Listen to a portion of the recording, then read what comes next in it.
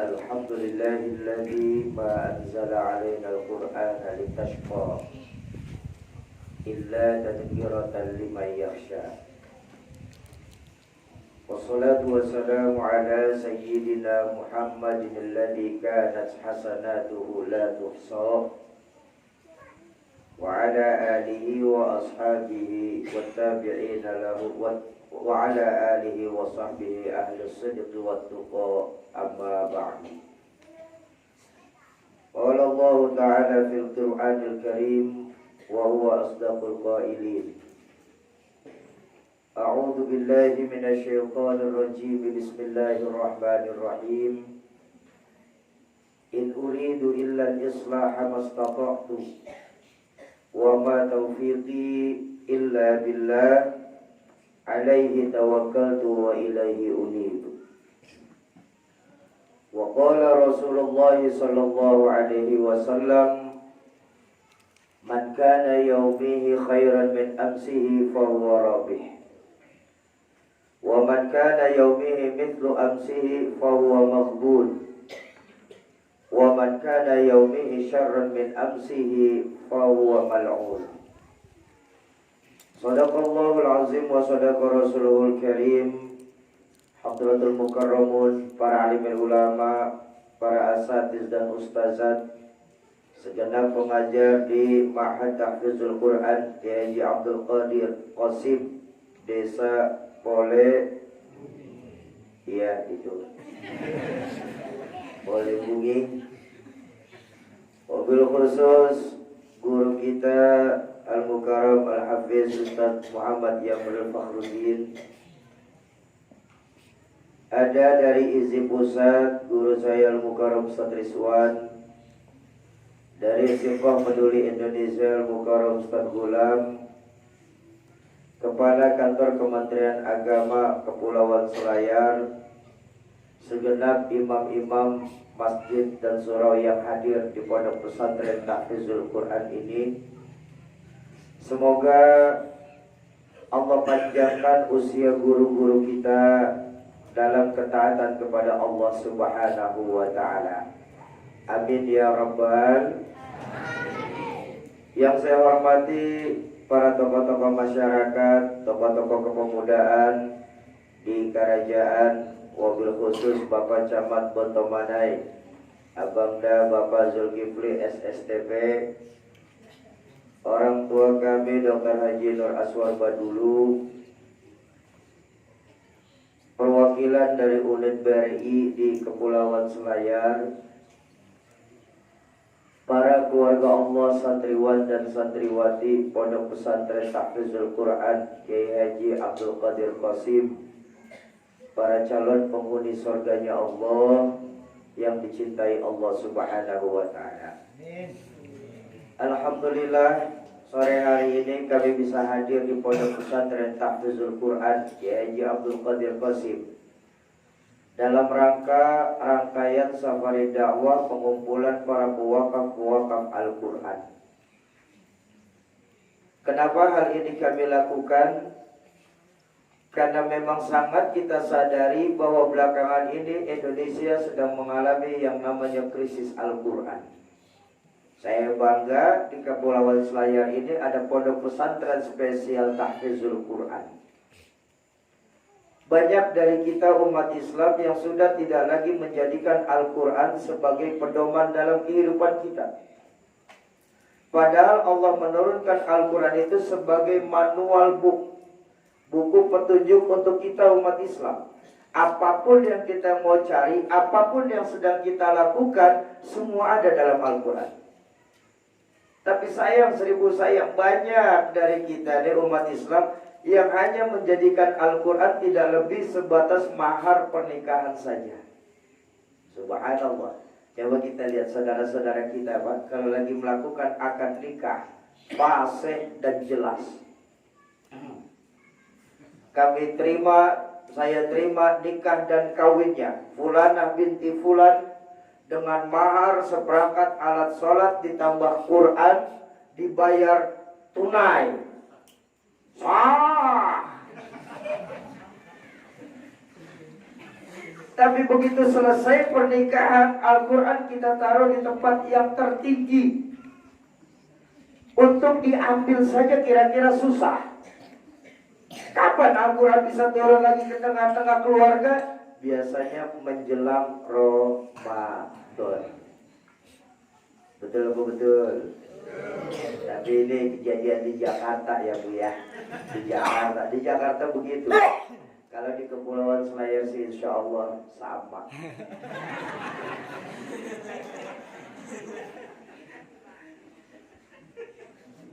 Kita sering lupa mengembalikan lagi nilai-nilai keimanan dan nilai-nilai Al-Quran dalam rumah tangga kita.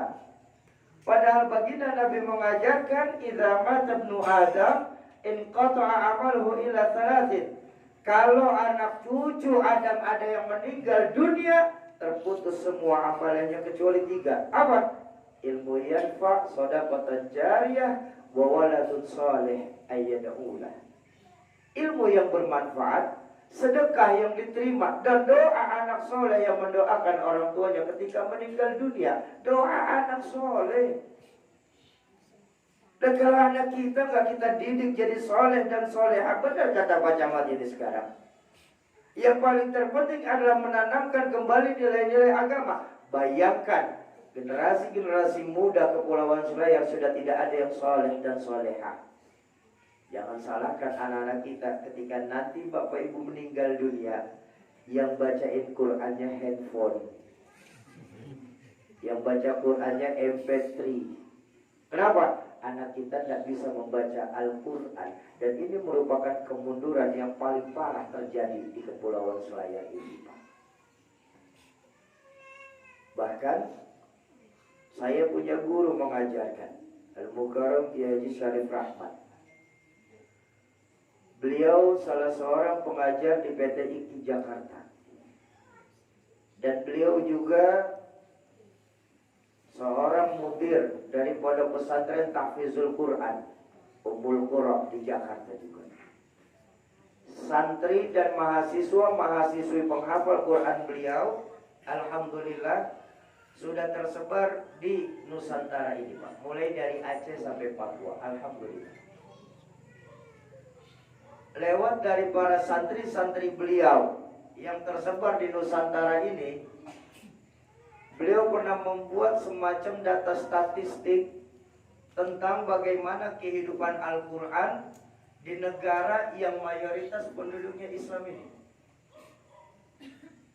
Dan hasil yang didapat dari penelitian lewat para santri-santri penghafal Al-Quran beliau, ternyata dari 100% penduduk Islam di Indonesia ini, tidak lebih hanya sebatas 52% yang bisa membaca Al-Quran. Artinya apa? Masih banyak juga, jangankan anak, orang tuanya sendiri tidak bisa membaca Al-Quran. Padahal baginda Nabi ini mengingatkan hampir 15 abad yang lalu. Apa? Nawwir baitukum biqaulil Quran. Sinari cahaya-cahaya rumah kalian ini dengan bacaan Al-Quran. Tapi kita lihat sekarang kalau sudah, Masya Allah, orang tua saya dulu datang ke Kepulauan Selayar ini pertama kali tahun 94, yang kedua tahun 2004. 2 kali orang tua saya hadir ke sini. Beliau bercerita 94 beliau masuk ke Kepulauan Selayar, Pak. Saat itu sangat terasa bahwa Islam sangat kuat di Kepulauan Selayar. Kenapa? Begitu mau maghrib kedengaran suara-suara lantunan ayat suci Al-Quran dari setiap masjid yang ada di Kepulauan Selayar ini. Sebelah sana lagi baca Al-Baqarah, sebelah sini lagi baca Al-Imran, sebelah sana lagi baca lagi surat Waqiah. Ramai masjid. Menjelang azan di Kepulauan Selayar, anak-anak kecilnya tahun 94 kata beliau, itu ramai berlari-larian menuju ke masjid dan surau. Macam-macam tingkahnya. Ada yang mau jadi Superman, sarung diikat di leher. Ada yang jadi ninja, sarung ditutupin di kepala. Macam-macam tingkah. Habis maghrib bukan langsung pulang, tapi menghidupkan masjid dengan bacaan Al-Quran. Ada anak kecil, ada yang belajar alif-alifan. Ada orang yang agak dewasa belajar memperlancar tahsin Al-Quran. Yang orang tua lagi ngafalin sifat 20. Allah, wujud, kita, Bapak, Mukhalil. Rame masjid. Sekarang tahun 2023, saya sudah melewati malam di Kepulauan Selayar ini, Pak Camat. Subhanallah, kalau sudah masuk maghrib, masjid main gede-gedean, rumah main gede-gedean suara televisi. Hilang sudah bacaan Al-Quran yang ada di Kepulauan Selayar ini. Coba kita lihat. Ini pergeseran waktu yang tidak menutup kemungkinan Allah tidak akan menghapus Islam dari dunia.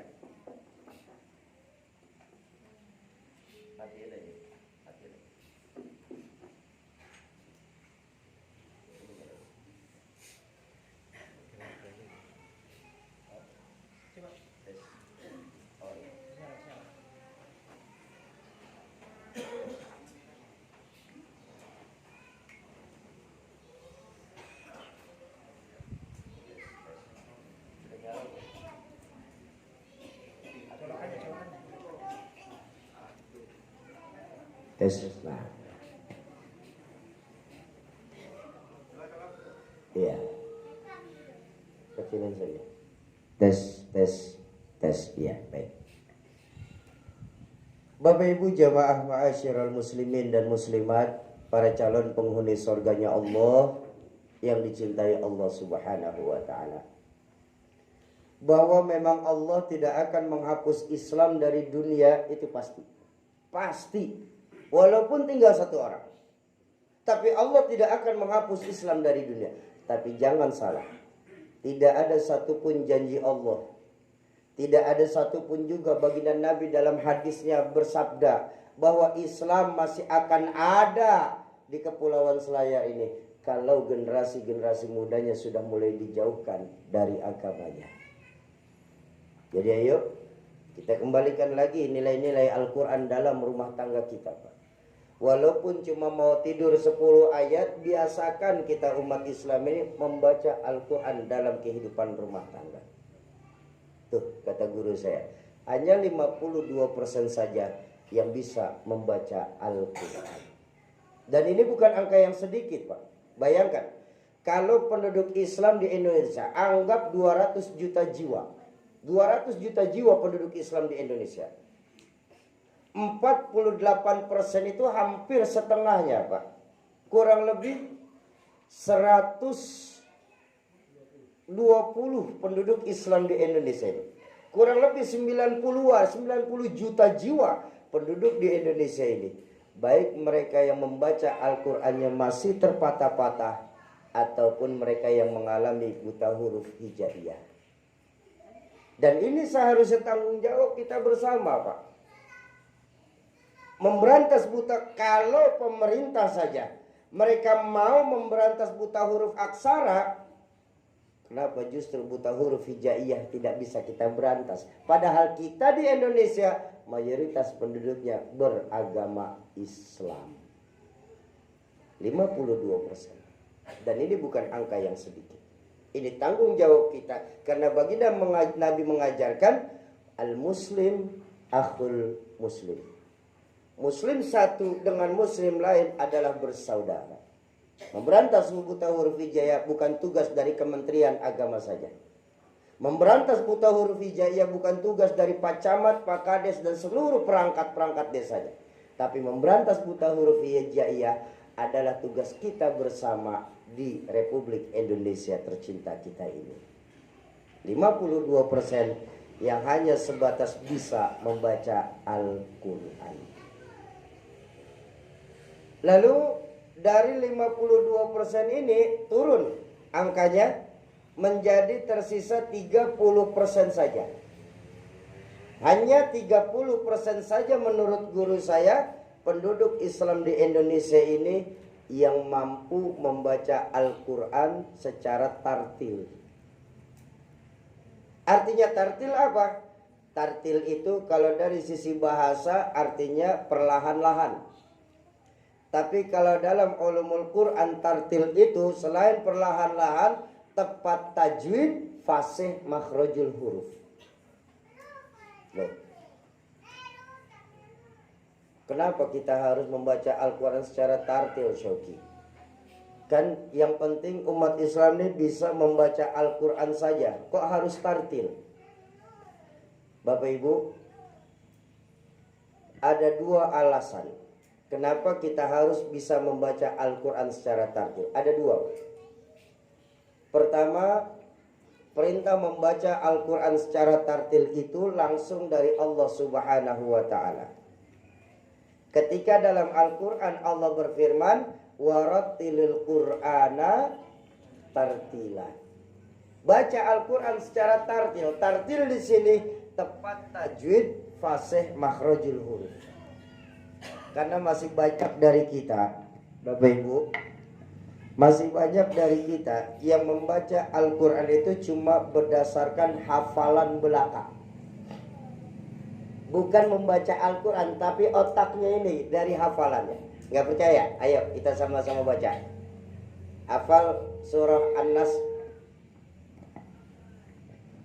Mic yang itu matiin saja. Ya. Ayo kita sama-sama baca surah An-Nas ya. Masih hafal kan An-Nas? Baik, ayo sama-sama kita baca surah An-Nas. Bismillahirrahmanirrahim. Qul a'udzu. Kurang kompak. Ayo yang kompak, yang semangat Pak. Bapak Ibu, kita lagi duduk di majelis ilmu. Sebuah makalah mengajarkan majelis ilmu ay majelis yustajabu fihi doa. Majelis ilmu itu majelis tempat diangkatnya doa. Masa iya kita lagi duduk di tempat ini sebagaimana doa kita bakal dijawab sama Allah, kok malah lemes-lemes begini di kerajaan? Mau semangat? Mau semangat? Ayo saya minta kita ulang baca surah An-Nas. Bismillahirrahmanirrahim. Qul